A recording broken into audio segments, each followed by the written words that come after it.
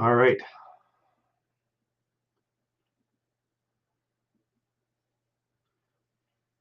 How's everybody doing today?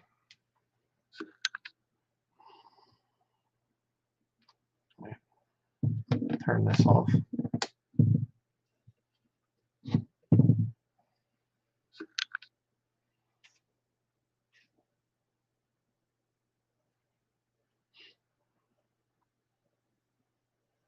Good.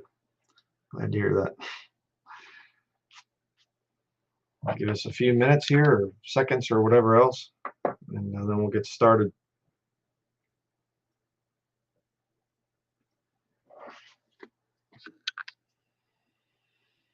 So, if this is your first time tuning into one of these live streams, I do have experience in hot and cold climates off-grid. So I can speak with a little bit of authority here on both. But I think anybody could figure out what I like more. Definitely the colder north. I'm not really much of a fan of the southern climate and the heat and everything else. Tropics, no thank you. So all right, I guess we'll get started here talking about the difference between warm versus cold climate when it comes to living off grid. Which one is better? What are the pros and cons of each? Not necessarily which one's better, but you know, just some things to think about for somebody that might be thinking of going off grid. Should you do it up north? Should you do it down south? All right, so we'll start off with a warm climate. Okay, and we're going to go over the good parts of living in a warm climate without electricity, being off grid and whatever else there. First and foremost, of course, you would have better growing seasons, which equals more food, obviously. The being down in Honduras and Costa Rica, and I've been in Florida and you know, some of the other southern states and things as well. You know, they have a lot of different varieties of fruit and things and vegetables, and you know, it's pretty incredible what all grows down there, especially like you get into the, you know, Central America and whatever else. There's a lot of things that grow there. So that's one big advantage to a hot climate. You have the better growing seasons, a lot more food. Little to no firewood needed for heat. Now, you know, being down there when I was in Central America, they did cut firewood for cooking. I remember, never forget this thing. There was this little boy in the village where we were staying, and he went out and he's, you know, got this log, and he put the log, kind of laid it on top of another one, you know, so it's going like this, and gets up onto the thing with his bare feet, and he's chopping with an axe, you know, barefoot, never caught anywhere even close to his foot, just totally knew what he was doing. The coordination of that child was amazing. Cutting firewood, you know, just up there. I have to split it a little bit thinner, so I'll just put my bare feet, just kind of hold it with my bare feet and chop towards my feet and things. And incredible. Children in third world countries. But I guess he didn't have enough video games to play or something. I don't know. But the little sarcasm there. They did not have video games in that village. Another good advantage to a warmer climate is more solar power. If you're doing, you know, solar power and things, down south would definitely be a better situation. Up north, the summertime sun kind of goes like this. The wintertime sun kind of goes like this, just right across. Definitely, when I first set up our solar system on our property, I had it in front of this one reefer trailer, and I had it set up there, and the summertime sun was perfect. It hit it really good, not a problem. Wintertime came, and the sun was down a lot lower, and it barely even hit it. It would get the shadow from the trailer in front of the solar panels, so I had to move the solar panels. So down south wouldn't be as big of an issue. Another positive to a hotter climate would be less insulation in your house.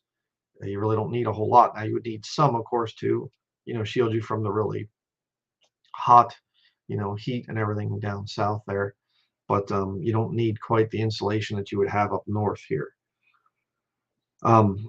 Another thing would be your wardrobe. You don't need a whole lot of really heavy clothes, this type of stuff and whatever else. You don't really need a whole lot of that if you're living down south. Um, Now, knowing people down south and everything else, actually, I bought this thing here, an old shearling coat, got it on eBay. Um, the old leather, if you remember the Marlboro Man, ads in magazines years ago, that's kind of this old coat here. I cut the sleeves off of it because it was in pretty bad shape. You can see right there, I cut the sleeves off. But it's a really good thing. But it was somebody down south had it, and they said it just doesn't get cold enough down here to wear it. Yeah. Um, but got it for pretty cheap. It's not in the best of shape, but whatever, it works for doing work and whatever else around here. So less clothing for winter. You don't need a whole lot of winter clothing and whatever if you're in a hotter climate off grid. Um, Another big thing would be no snow removal. Um, Again, there's a saying here in northern Maine that they say that winter's not a season here; it's a 6-month commitment. hmm Yeah, anybody that's from the area, you know what I'm talking about. We've all been through the thing of try a plow truck, yeah, you get used to shoveling snow and snow blowers and tractors with blowers on them and this type of attachment. And I mean, it's just one of the things that you deal with in a northern climate. Down south, not really a problem. If you get a snow occasionally in a warm climate, um, it's going to be so little you won't have to do anything with it. It'll just be melted in a day or two. So it's another thing to think about. And you think, well, it's just a matter. No, it's actually a pretty big deal.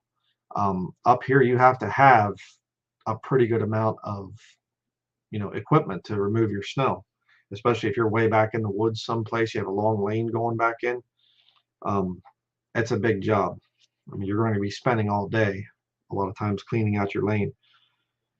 Um, so that's the good. And of course, I'm not a big fan of the South, so there's probably some of you out there, if you're from the South, you might be able to add a few more good points to being down there as opposed to up here. But the bad um, would be it's too hot for me, especially. But air conditioning off grid is a very tricky thing. It takes a lot of power to run an air conditioner. You could run one off of a generator if it gets really hot, certainly. But if it's, I mean, people I've known, they'll talk about, sometimes it'll get, over 100 degrees, 120 degrees and things, depending on some of the southern states where you're at.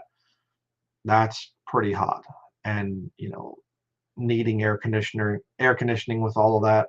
Um, yeah, I mean, it's an expense. It's something that if you run it off of a generator, okay.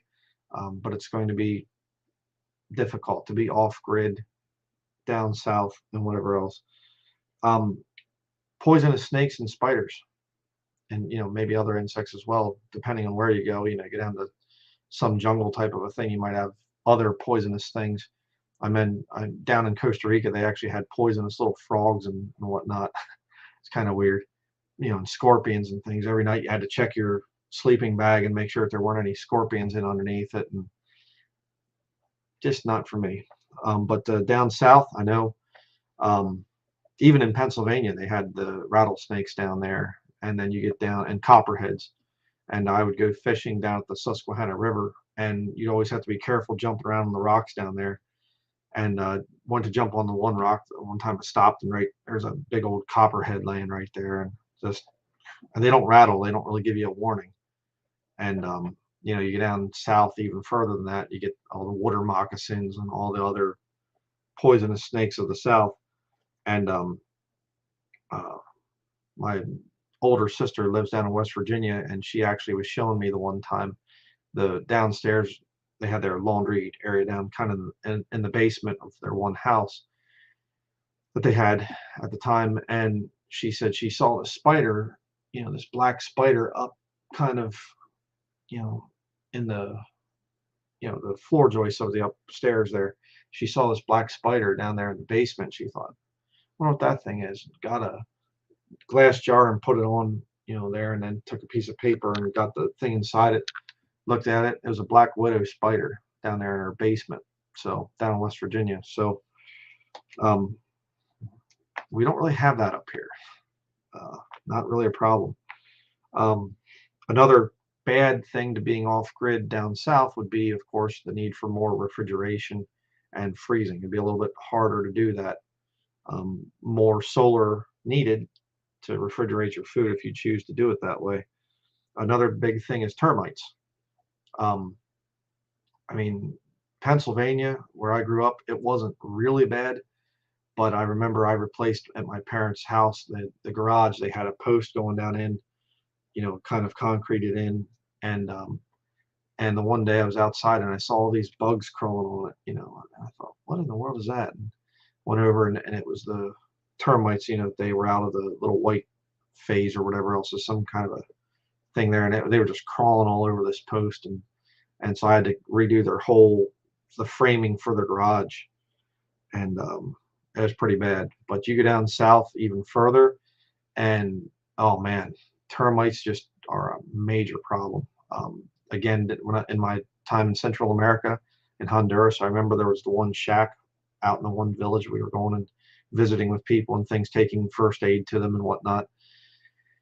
And I remember this shack and the wood frame for it.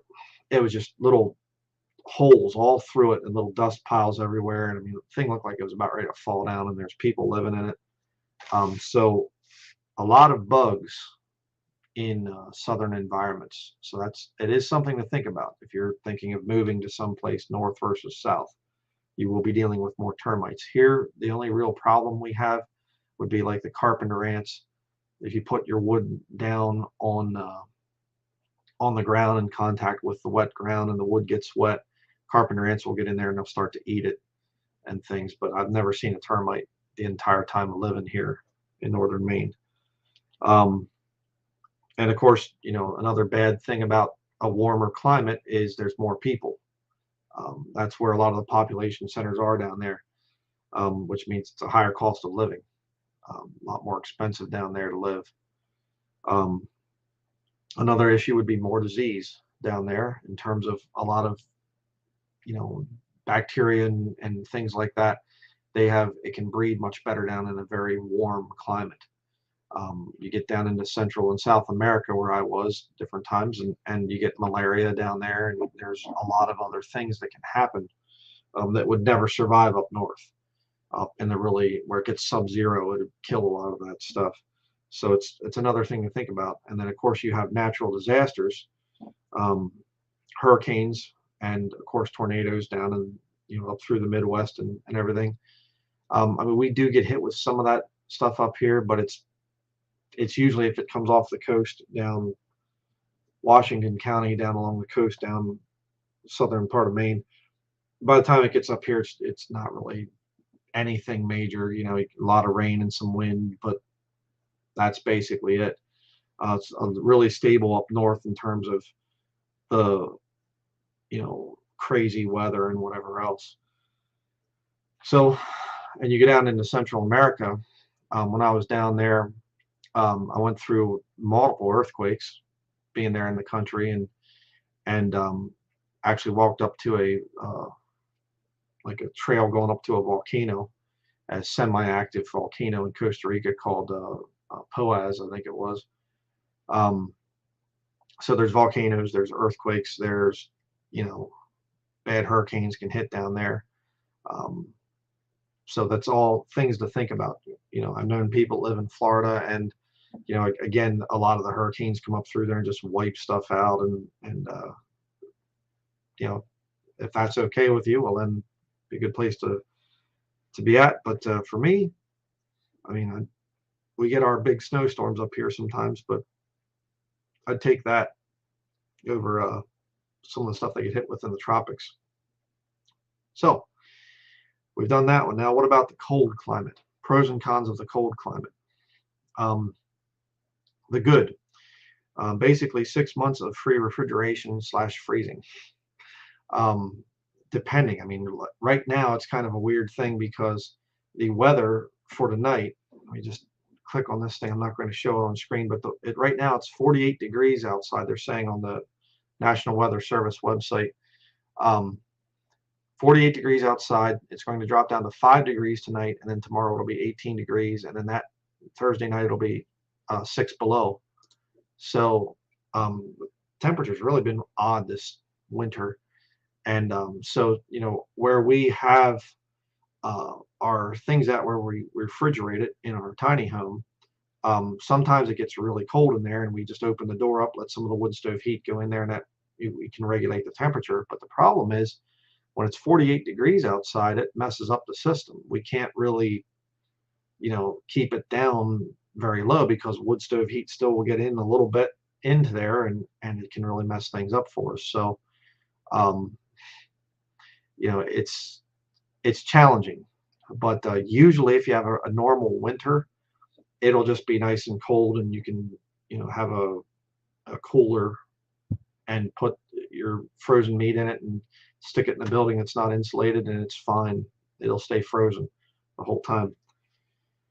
Um, Another thing that's nice about living in a cold climate, another pro to it, is heating and cooking together with wood. That's what we do. While I'm warming up our tiny house, I'm also cooking at the same time. So it's a really neat thing. And cooking on a wood stove or a wood cook stove especially is a really neat thing. I think the food really heats more evenly and it tastes really good. Um, Another good thing about a cold climate, no poisonous bugs or snakes that I know of. I have never really seen anything like that up here. Um, so that's really a good thing. Another thing would be ice. You can cut ice for summer refrigeration. Um, Not many people do, but I know that the Amish over in Smyrna, sort of northeast of us here, um, I've seen them. They'll have their horse, and they'll be pulling the wagon behind and whatever, and they have these big chunks of ice, and then they'll put that in their ice house and whatever, and then they can use that throughout the summer months. So you can get, pretty thick pieces of ice, from a lake and cut those out with a special saw or whatever else. So that's another thing that's good. If you move to a northern environment, you can cut ice for refrigeration. So um, another really good thing about a northern environment is that there's less people, which makes for cheaper land. And if you like huge crowds of people, well, then probably wouldn't enjoy it here very much. But we like there to be less people. We're not really into big crowds. So another thing that's nice about a cold climate is the cool summer nights. Most nights you can open up the windows and it's nice and cool. It gets, even if it gets up into the 80s or 90s during the day, usually it'll cool down pretty good at night. If you have some good, ventilation and things, it'll cool right down and you can sleep really good that way. Um, I've never liked really high heat when I sleep. Um, this year's been a little bit different because of our dog, and I've been trying to keep it above, 50 degrees for him, for his sake, because he's just a little guy, not a real big dog. But if it drops down into the 40s, I'll go out and I'll get the stove going again. But you know, just something to think about. If you have a dog, is the dog going to be able to live in the northern environment or the southern environment? There are dogs that, like a Siberian Husky or a Alaskan Malamute or Great Pyrenees, dogs like that, they can stay outside in the winter, even when it's sub-zero, and enjoy themselves. Other dogs can't. So that's another thing people might want to think about. Another really good thing about a cold northern environment is logging in winter. We've done that before. The ground freezes and you don't get the mud and whatever else in the bark. And then if you go even into the snow, then you can put things on a sled and they slide incredibly easy. You'd be amazed how if you put a sled behind a snowmobile or something like that that can go through the snow. Um, you need tracks on it. You can't just ride an ATV if there's deeper snow. Anyhow, you can ride it if it's a few inches. But pulling things in a sled um, requires very little effort, and pretty neat. And there's, of course, I've seen some guys that do logging with horses, and they have like a sleigh behind them, or a sledge you can call it, or different names for it, and you can put logs on there and you can haul a lot of weight. Um, so logging in winter is a really big benefit. If you don't have that down south, if the ground doesn't freeze, then you're going to be dealing with all the mud and the bark and everything else, which is real nice, for the sawmill and for your chainsaw if you have to buck the log at all or whatever, cut its length, in other words. Um, and of course, like I said earlier, with the thing of warmer climates, you're going to have a lot more bacteria that can breed and things, and malaria and whatever else. Up north, that's not really the case. A lot less disease up here. Um, what about the bad things of a cold northern environment? Well, lots of firewood needed. Okay, you will need a pretty good amount of firewood, so it's kind of not really a bad thing if you like doing firewood. But if you're, in poorer health or whatever else, well, you know, uh, it might be a little bit challenging to go out and saw and split firewood. But if you get into the whole thing, you get used to it. It's actually something you'll look forward to. We love doing firewood, and it's a lot of fun. Another thing would be bugs. Okay, so I thought there weren't poisonous ones. Well, there aren't poisonous ones, but there are blood-sucking ones. Quite a few of those. And black flies come first, then followed by mosquitoes, and then no-see-ums, sand gnats, I think they're called. And then you get into the like the deer flies and the horse flies. Horse flies usually aren't real bad. They're so big, they're not too bad. But the black flies will typically go anywhere they can. They'll go in your eye, they'll go up your nose, they'll go in your mouth, they'll in your ear. They're just irritating little creeps. The mosquitoes, of course, most people are familiar with the mosquitoes. They're kind of everywhere, but some areas mosquitoes will be worse than others up here. And then the little no-see-ums, they'll get you in different areas and things. But the deer flies, they'll go after the back of your head for some odd reason. They like to go back there. And they'll just eat you alive some days. I was one of the first, I shouldn't say one of the first years, but the one year I didn't get my firewood done in the winter time, or even in the fall of the previous year. And so we were out in the spring, and we had a bunch of stuff to do, and it kind of got later, and it got into the black fly season, and I was out there cutting firewood, and sometimes they would leave us alone when it was, when I had my saw going because of the exhaust. I guess they didn't like that, and of the chainsaw. But man, I'd have it shut off, and I'd be loading firewood into a trailer or whatever else, and they were just all over me and biting and biting. I mean, literally, I had my shirt that I had on, it was stained with blood. The collar was all just stained with blood because these stinking black flies were so bad that year. It was bad. But you can get a net thing that put over you and stuff too. So there's ways to fight it. There's different types of spray that you can put on. But that's something to think about. I mean, I've seen people just about lose their minds over the whole how bad the bugs can get up here. So people need to consider that. Like I kind of said earlier, the thing of 6 months of snow removal. A lot of times it can go that long. It can really drag out. And I've had years where you think, okay, it's done finally. You get a nice warm day. It's 50 some degrees, and you're thinking, good, spring's here. It's May now, spring's here, or something. And you take your equipment, you take the plow off the truck, or you unhook this or unhook that, and then all of a sudden, there's snow in the forecast. What? You get a couple inches of snow. I have to go out and do it again. But it's a big responsibility. It's a huge thing that you have to get into, the thing of removing of snow. Another issue is vehicle maintenance, difficult vehicle maintenance. Again, working on vehicles is kind of a weird thing if you don't have a garage. if you don't have a place in town.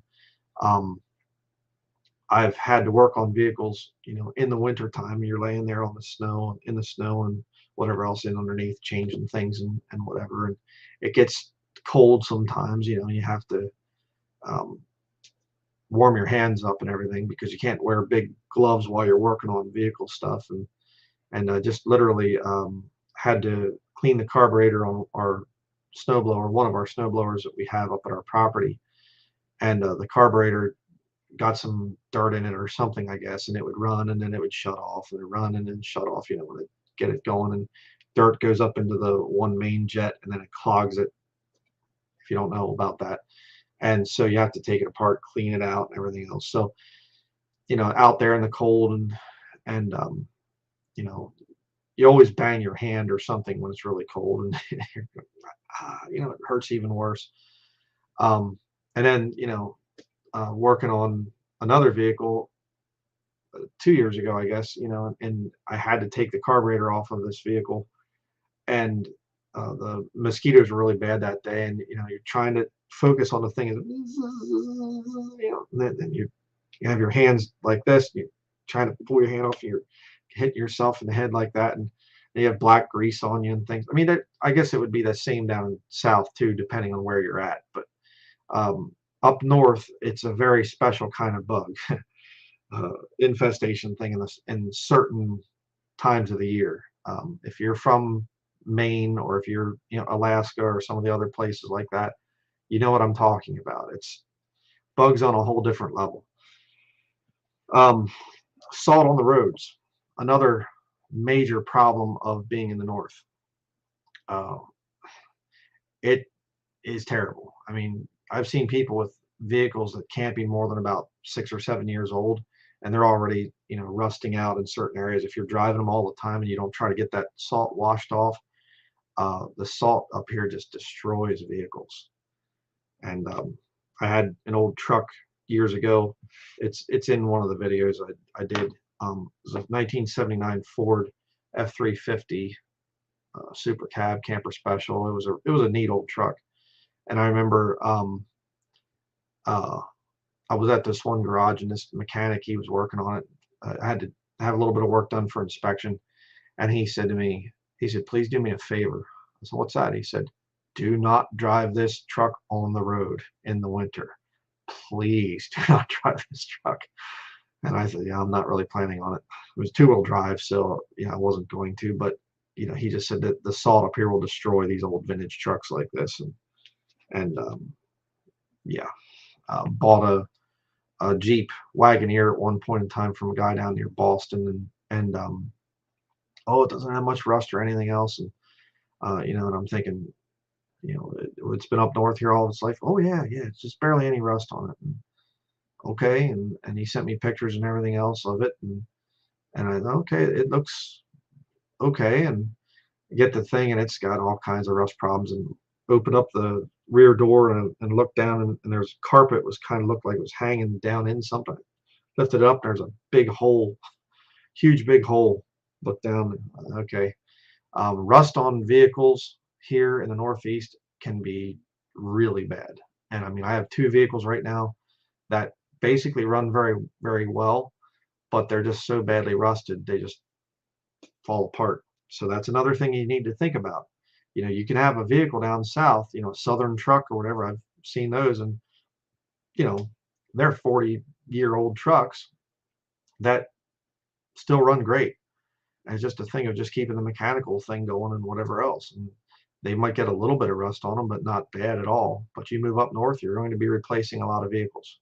You're not going to have vehicles that will last you for 30 or 40 years if you drive them year round, unless you have some kind of special secret figured out with cleaning them off really good underneath and undercoating and whatever else. Um, Another problem with living up north here, short fruit and vegetable growing season. And when I first moved to Maine back in 2000, well, first came to Maine in 2013, I just thought it's going to be just some kind of, nothing grows there, and there will be no, anything, any kind of wild edibles or whatever else. No, there's actually a lot of farming up here. In fact, Maine, Aroostook County, the northernmost county in Maine, was one of the biggest, well, I guess it was the biggest potato growing area in America for a while. Um, and so, yeah, there is a lot of ability to grow food up here, but not nearly as much as, down south. So, like I said earlier, down south definitely has the much better growing season down there. Um, did a study on this years ago, the thing about the Foxfire books, and they were talking about planting by the signs of the moon and whatever, and they said, that you want to plant uh, your potatoes on a nice full moon night in March. I just laughed. I said, yeah, okay, not happening in northern Maine. You're not planting any potatoes in March, regardless of if it's a full moon or not. So that's again something to think about. If you are going to have, you're really into gardening and whatever else, moving up north, it's not going to be as easy. You can do greenhouses and whatever else, yeah, but it's still going to be a little bit more difficult. Um, Again, expensive winter clothing. Um, to really get good clothes and whatever else that'll keep you warm, they cost a little bit more money. And of course, bedding as well. Um, if you get wool, like a nice wool blanket for your bed or whatever, you can find them used sometimes. I mean, we actually found a red and black um, wool blanket, a 4-point wool blanket. It wasn't a Hudson Bay, but it was, I think, it was a Canadian brand. I forget what the Canadian brand of the wool blanket was, but we found it at a used, clothing store or whatever else. They had it kind of as a display. It's $4. So it's like for a single bed. So 4-point, 6-point would be a queen size, and then 8-point would be a king size bed. But we like our wool blankets because they really regulate your body temperature the best. Um, Big fans of those, but you can run into some serious money if you're buying them brand new. So that's another thing to think about. Down south, you wouldn't need that. Um, Again, lots of insulation R value needed in your cabin, whatever you're in. The more, the better. More insulation is going to mean less firewood. It's going to hold the temperature better and whatever else. Um, we haven't been able to do much fermentation with different things because we can't keep our current tiny home. We can't really keep it at a real consistent temperature. So that's another thing to think about. Like I said, if you're considering going off grid, north or south, which should we do? Um, Another thing is cabin fever. If you get snowed in and you're in there and whatever, and there's a lot of people that it can get real after a few days or however long you're really snowed in, that you start to get really bored and just kind of thinking, you know, I'd like to just get out and go someplace and whatever else. That can become a really big thing. I know, especially in Alaska. My older brother lives up there, and his wife and their children, and he said that it becomes a really big problem because of the sunlight issue. You get a couple hours of sunlight a day up there in the winter where they're at, and it can get really depressing. And you know, so that's another thing to think about if you move to the north. What to do if it's really dark. And I think it's a good thing to really, stay active and stay busy. They don't really have time for cabin fever. It's usually our case. So kind of like to have, some more time at our place there. And, but again, think about it. Another of the cons, the bad things about living in a northern environment, if you're an off-gridder, would be it's kind of hard on your livestock. You have to have a building for them. You have to have some place where they can be out of the wind and out of the snow and whatever else. Um, a lot of animals can take it. They're up there. They can, chickens and whatever else. And, of course, any kind of cattle or swine or whatever, they can take the cold, but you have to definitely make sure that they're provided for. You're going to be dealing with freezing water all the time. So you have to be changing the water for them to drink. That's another issue. Um, so another problem would be difficult travel / increased cost to drive. Um, Up here, typically because it's a very remote and different areas, you're going to be driving a lot further distances to get to stores and whatever. but it can also be very difficult to travel if it's a lot of snow, or you get some of these really weird winter storms where, like, last night it started out snowing and then it turned into rain, and then it was kind of half freezing, half whatever, and so you get this really weird. They plowed the roads this morning to get all the slush off, I guess, and but then it kind of freezes a little bit, and they have salt on it, and so it's like this really weird surface with potholes, but they're not really potholes. It's just the way that it's not potholes in the pavement. It's just kind of potholes in the icy stuff that was left on the road. Um, so travel can be very difficult. Um, Different times we were driving and we start going down a hill, and you realize, okay, it's really slippery, and you try to gear down and whatever else, and you're sliding. You start to, you have to learn how to do that. And my wife told me the story the one time when she was in Texas with the military down there, part of her training, and she said it snowed, an inch or two, and she said cars are spinning off the road and whatever, and she said driving by going, what is with these people? They don't know how to drive in the snow. So if you're from the South, that's something to think about. I'm going to move up north. Well, you better learn how to drive on the roads then. It can be difficult. Another problem with your burning wood is the issue of a chimney fire, as I had described in the firewood scam video. Um, that's another thing you have to think about. You have to learn how to burn wood correctly. Burn wood that's dry, burn it at the proper temperature. Um, it's something to think on. If you have a masonry chimney, cracks in the masonry, you can have a creosote fire, and the fire can get out through those cracks, get into the rafters of your attic, and you have a problem. I've seen plenty of places in the area here that have burned down as a result of chimney fire. I can't say that I see it all the time, but I've seen, quite a few since we've been here. Which down south you wouldn't have that issue if you're not having to heat your home all the time with firewood. Another thing would be a grid down chaotic type of situation where the power goes out. It's going to be a lot more difficult for people and things, and that's something to think about. You have down south, the power goes out, where you just walk outside and look around and talk to the neighbors. Hey, your power out too, whatever. Up here, it becomes a major problem, because it's up to people, it's about survival. I'll say it that way. For people, if neighbors and things have no power, they're probably not going to survive. And so, what's your relationship like with your neighbors? Are there people in the area that are no good, and they might come and try to steal things from you if the power goes down or the grid's down or whatever?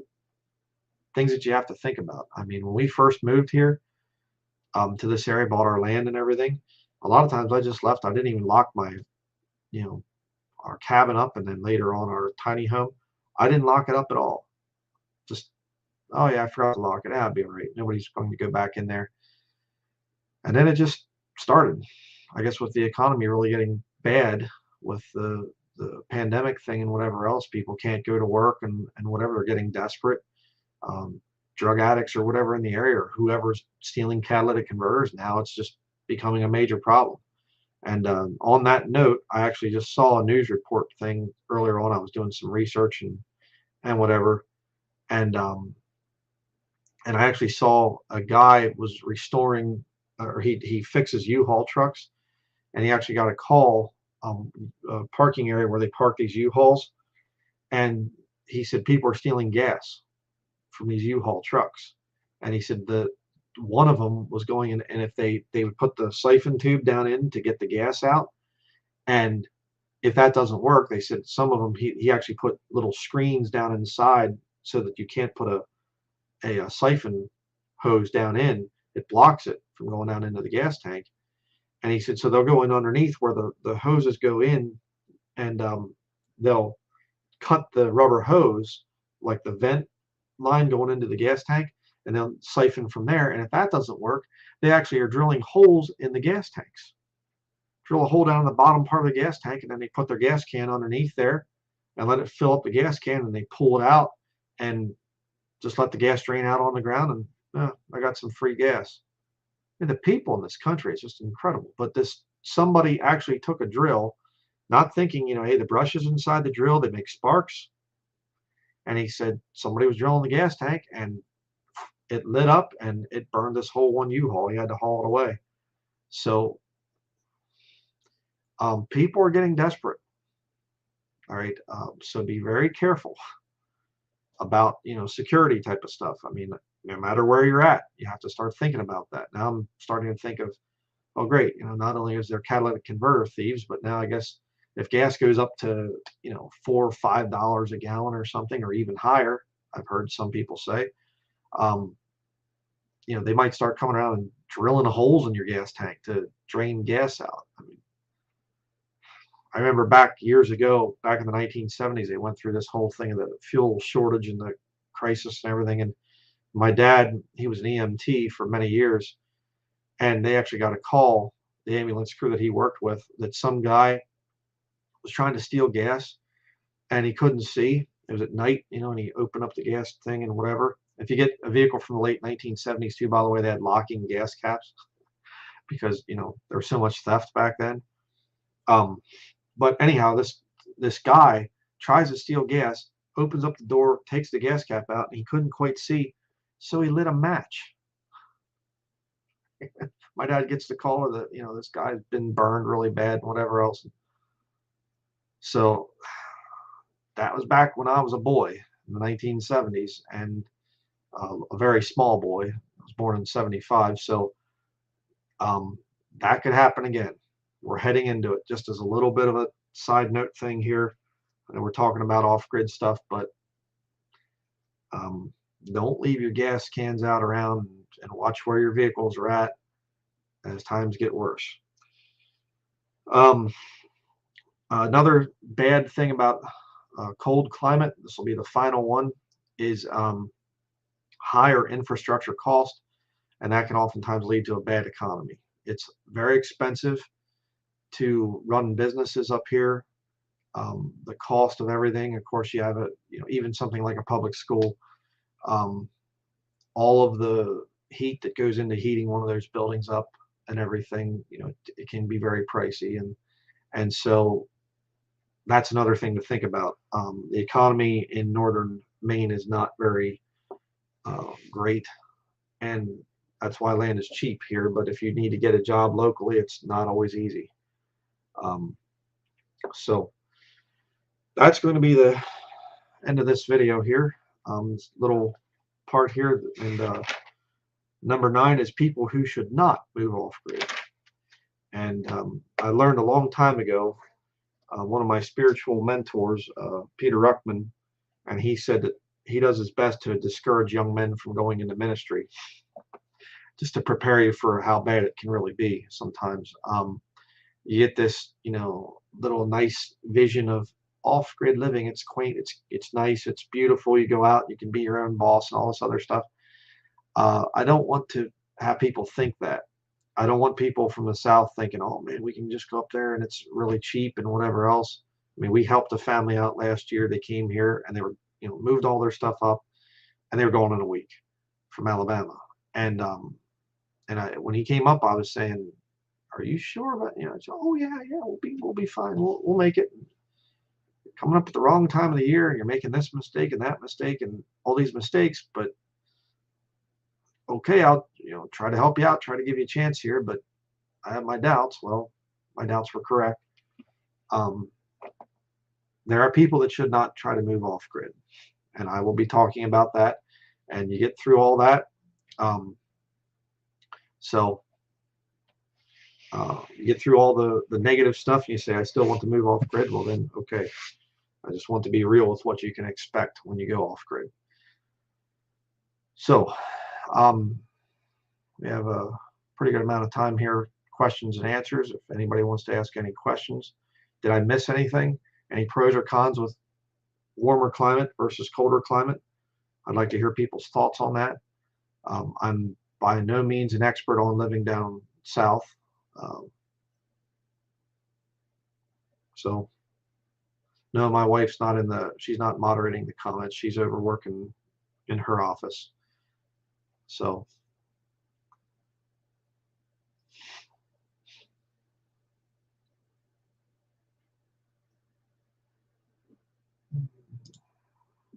Question: is merino wool good clothing for cold weather? Yes, yes, it is. There's the wool thing is really neat. I mean, there's a lot of different types of sheep and things out there, different types of ones. This is a cheap wool sweater here. I got it at like a Goodwill store in Bradford, Pennsylvania, actually. And I don't know what kind of wool it is. It might even be merino wool, but it's pretty good. Good work one. But I have another one. I was wearing it the other day, one of my live streams. It has stripes on it, and that one I just recently got from West Donegal, Ireland, and it's made with some sort of a wool that they have over there or whatever else, and it's not much thicker or whatever in terms of the knitting and the thread, but it's so much warmer. And so there's different types of wool, but yeah, merino wool is a good one. My wife's really big on that whole thing. She has a whole book on different types of wool from different types of animals and things. Pretty incredible. Um, Question: is it a sin to go to the gym to lift weights? There are people in my area who will literally start on me if they see me. Um, well, uh, I, without getting into a whole big discussion, a big debate on that and whatever else, um, if you're doing it to increase to be fleshly and whatever else, yeah, it's pride and things. Um, if you want to get in good shape, just work, manual labor. Off grid's a good thing to do there. Yeah, you can treat wool items with lanolin. Helps with how it deals with moisture. Commercial wool is stripped of its lanolin. Yeah, absolutely. You want to do that especially with something like wool socks, because just the heat and the sweat and everything else of your feet when you're hiking and the abrasion of it being in your boots. If it's not lanolized, yeah, they'll wear out pretty quickly. Um, so this isn't really about the off-grid thing, but I'll answer it. Off topic, but thoughts about Ray Comfort. Not a big fan. Changes the Word of God and is not into the King James Bible believing movement. And he gets really confused about the thing of real versus false converts, and for a false convert, he makes it into the thing of you have to keep the law and you have to do. He gets into all this. If you're still sinning, then you're not really saved. It gets really muddied. It's because he uses new versions. Lord's not leading him to do that. How cold and hot did it get in Pennsylvania when you all were there? Uh, it rarely ever dropped below 0 degrees in the winter. In the summer months, it would get up to 100 degrees or so. But winter time usually was December through about maybe the end of March. April, it usually started to warm up. So,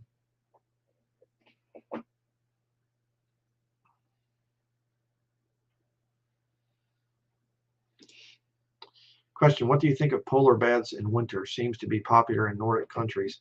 Yeah, the thing of ice bathing. Again, if you get into the water, like spring water or even like a lake, it's not freezing or something in the terms of like 32 degrees or whatever. It would be in the 40 to 50 degree range if it's spring fed.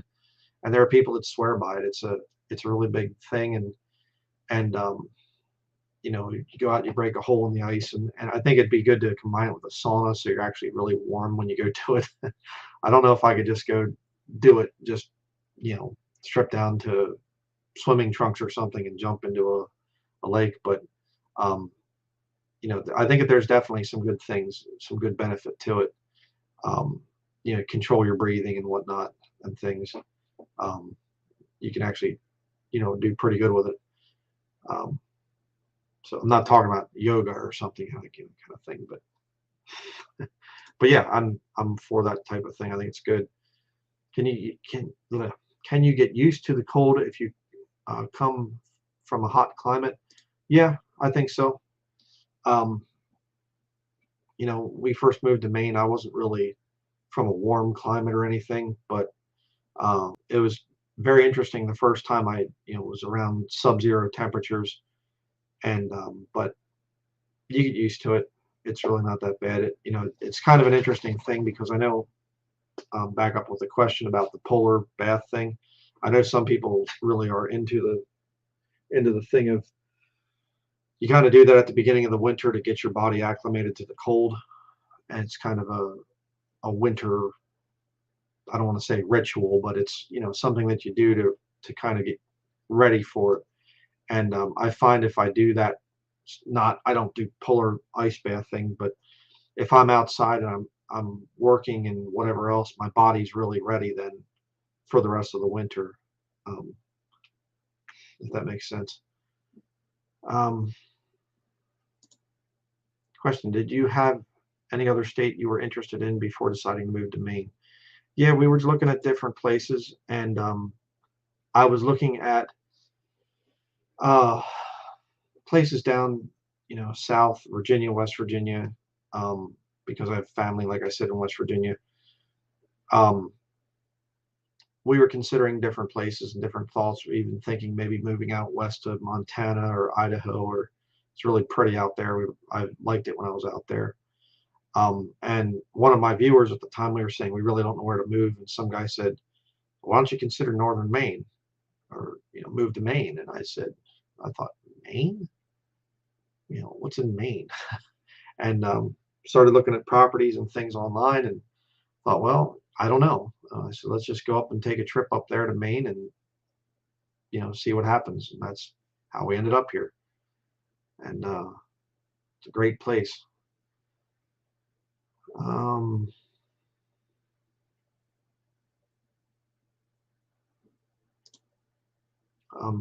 Answer: pros: more vitamin D down here.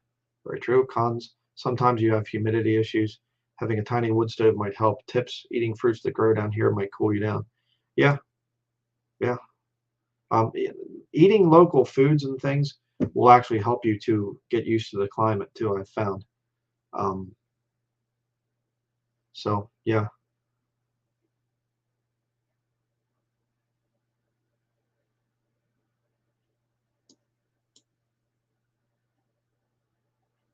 yeah. Easier to get used to the cold than the bugs. Yeah, in many ways. Um, we like to do work outside in the winter. Boy, the bug season comes and it's just, okay, where can we go today to stay away from our property? Come into town and it's not really bad. If you live in town or something up north here, it's not bad with bugs usually, unless it's a really bad year. But and then you can get out onto a lake, and then the dragonflies and everything, they'll take care of the bugs for you by the time you get out there. So, um, question: do you think with prayer and fasting they could stop the death shot mandates to travel, or God could provide a way? I really want to move to a colder climate, but they are requiring the shot. Um, I don't know when they're going to stop the mandate thing. There's a lot of different uh, thoughts on the whole thing of the trucker protests and all the other things. I mean, there's some problems with the trucker protest. Obviously, it's going to lead to supply chain shortages, and anything that gets mainstream media attention and whatever else. I don't trust mainstream media for anything. And so I don't know, false flag stuff, controlled opposition. You get into all that stuff, but the point is, it represents the feeling of a lot of people that they're saying, hey, okay, let us just go back to living our lives. Just leave us alone. So will it ever get back to somewhat normal? I don't know. I don't know, in terms of the forced shots and all the other stuff. Um, what kind of gloves are needed? Is it okay to use leather? Um, Leather is good for working, but for any kind of keeping your hands warm, leather's not really the best, especially if it gets wet from dealing with snow and whatever else. I will show you the warmest gloves that I own. I've had these for a few years now. I'll put it on here. Um, right there. These are Russian goat hair gloves. They're really thick. I don't know if you can see how thick those things are. They're like a knit glove, Russian goat hair gloves, and these things are incredible. I mean, you can go out sub-zero temperatures, and and put these things on, and your hands will be warm. Very rarely do my hands ever get cold while wearing these things. You can get them wet and your hand still stays warm. Incredible. The only problem with them is because they have all these little fibers sticking up, all this hair on here. If you touch any kind of metal and it's cold, they come off. If they get wet, they start to come off. You wipe your face, and you get all these little goat hairs on you. Um, so, uh, yeah, and the thing is, you get them on eBay. There's sellers that sell these things, um, and they're not that bad. Pretty cheap. I think less than $20 for a pair of them, with shipping and everything from Russia. So, and then they send them and they give you little pieces of candy that come from Russia. So pretty neat. But I've tried all kinds of things. Mittens are really good because with mittens you have your hand like this, and your fingers are together inside the mitten. So these fingers can kind of they keep each other warm better than if you have gloves where you have individual fingers. Um, so mittens are really good. Shearling type mittens that are like leather on the outside and then the sheep skin on the inside. Those are the best. But I've used all kinds of different gloves and whatever. Um, Gloves and mittens are a big thing if you live in the north.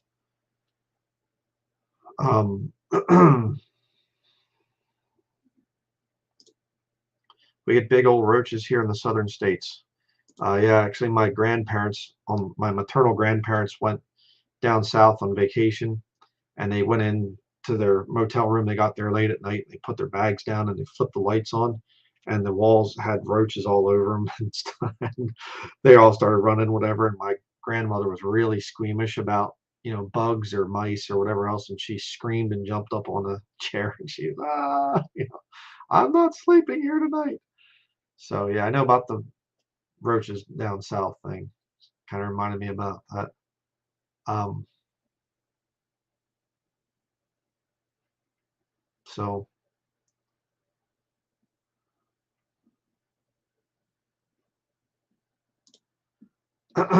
question, do you think red or blue states matter when it comes to living off grid?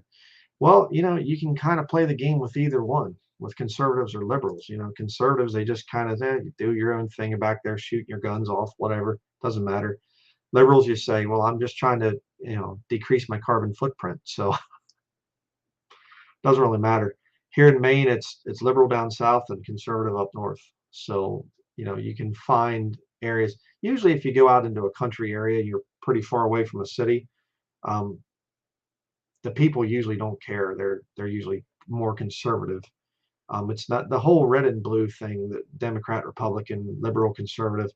It's it's another one of the things that the media uses to split the American people up. You know, People actually, you start talking to neighbors and things and get to know people in your area, and you find out they might be left leaning or whatever else, but they're not the mentally ill people that the media tries to portray them to be, or the conservatives being just total nuts either or whatever.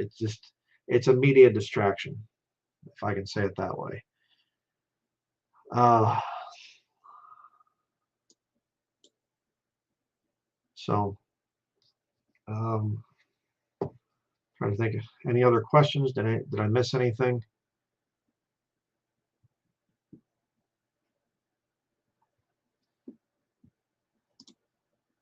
What kind of boots are needed?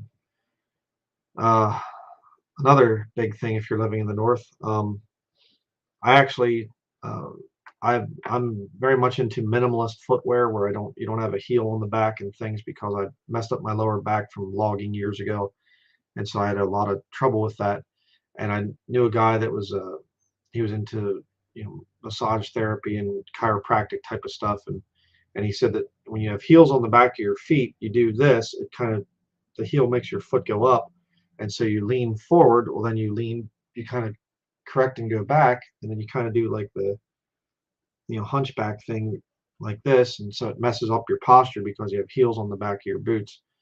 And he said, you want to try to get away from heels on your shoes, and so I like the thing of having what's called minimalist footwear, where there's no heel on the back at all. Um, I don't know if I can put my foot up here high enough, but that's a this is a minimalist shoe like that. There's not really any kind of heel, really good traction underneath. It's real wide, and they have a lining in them, and so they're really warm, really nice boots, and that's what I wear. Another thing you can do that I've had good experience with is if you get like the rain type boots that have little metal buckles on them. Service at Servus. You get one that's a couple sizes bigger, and then you can actually wear like some really nice warm slippers in, with your feet, or wool socks and slippers and whatever else. And then you put those rubber boots over top of that, and you can fasten them and things. I do that sometimes when we go out and go snowshoeing. We'll wear those rubber boots over top of slippers with wool socks. And again, the Russian thing, of different sellers on eBay that sell, um, Russian wool socks. They have some really interesting ones that they sell, with some kind of rabbit fur that they make. They make it into socks and things, and those things are so warm, it's incredible. Um, it's just this thing that you have to experiment with. So, um, do you think it's toxic to rub dryer sheets all over yourself? I've never found anything that works against mosquitoes better. Um, I don't really know much about that. Never really tried it. I know that I read a thing over at the Lumberman's Museum where they were saying that a lot of the old loggers would actually use, what was it, Skin So Soft or something like this, or some kind of or Johnson's baby oil or something like that. They would wear, these old loggers, and that kept the bugs off of them. But they said about, that it was kind of funny. They all smelled, like perfumed women or something. They said the sweetest smelling loggers in the world, but they did it to keep the bugs away. Whatever works, Um, I mean, I've tried different essential oils and tried different things. They'll just keeps the black flies off and whatever. And, um, doesn't always work every time. Question: where do you get your shoe? Because I have wide feet. There's a number of companies that you can go with. I have very wide feet too, but you can go with Belenka, Belenka. Belenka. That's the brand that I have on right now. There's also Lems, Lems. Lems Boulder boots are pretty good. I've used those worn those for many years. Really good. I've hiked in them and worked in them and all kinds of stuff. Um, so that's what I would recommend for that.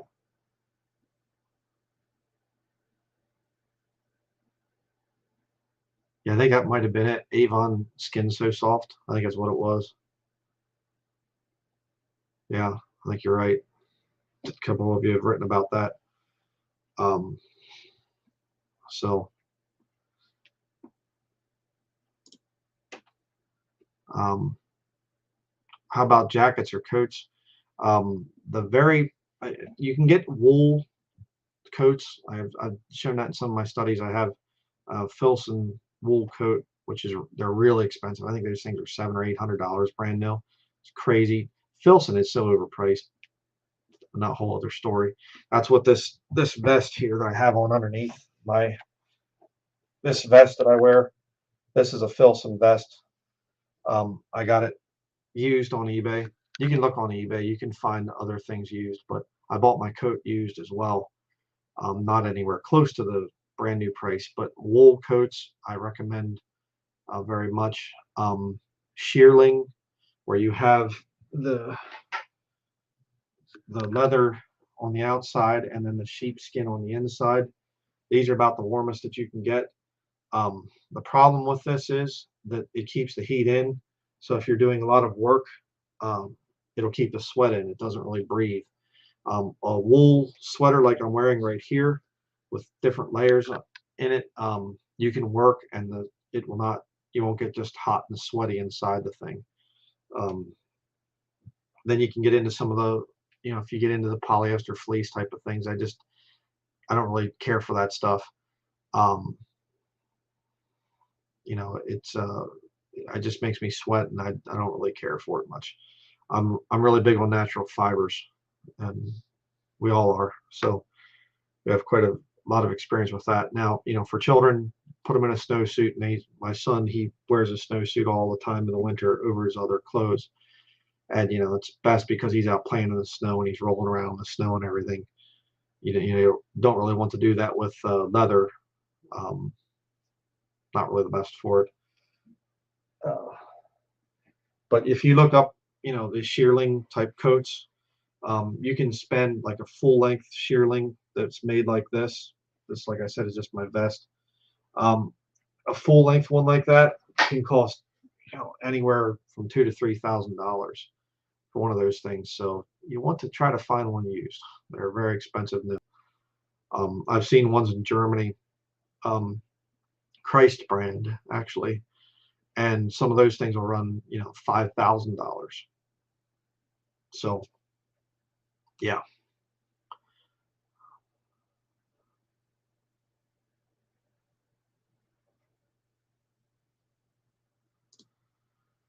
Okay, off topic, but when it comes to making decisions, preachers say if you don't have the peace of God, don't do it.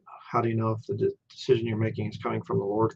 The Lord will open doors and the Lord will close doors. You just have to wait on the Lord. You have to pray about it. Um, and it's just something that you have to go through, and you have to wait and just say, okay, Lord, I need to know one way or the other on this. Um, so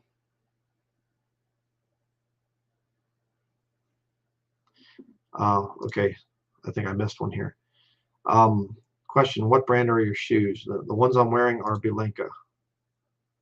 See if I can put my foot up here again. Try not to step on my dog down there. I can't really see. It just says BE 47 is the size, but they're Bilenka brand. Um, they're good. There's a number of minimalist footwear type of shoes out there. So I was thinking it said Bilenka underneath, but it doesn't. So, well, I guess that's going to be it for today. A little over an hour again here. So that's, like I said, I'm trying to keep it to about an hour. Again, if you can like the video to help it kind of get rated or whatever else, leave a comment. That'd be great. And I guess that'll be it. Um,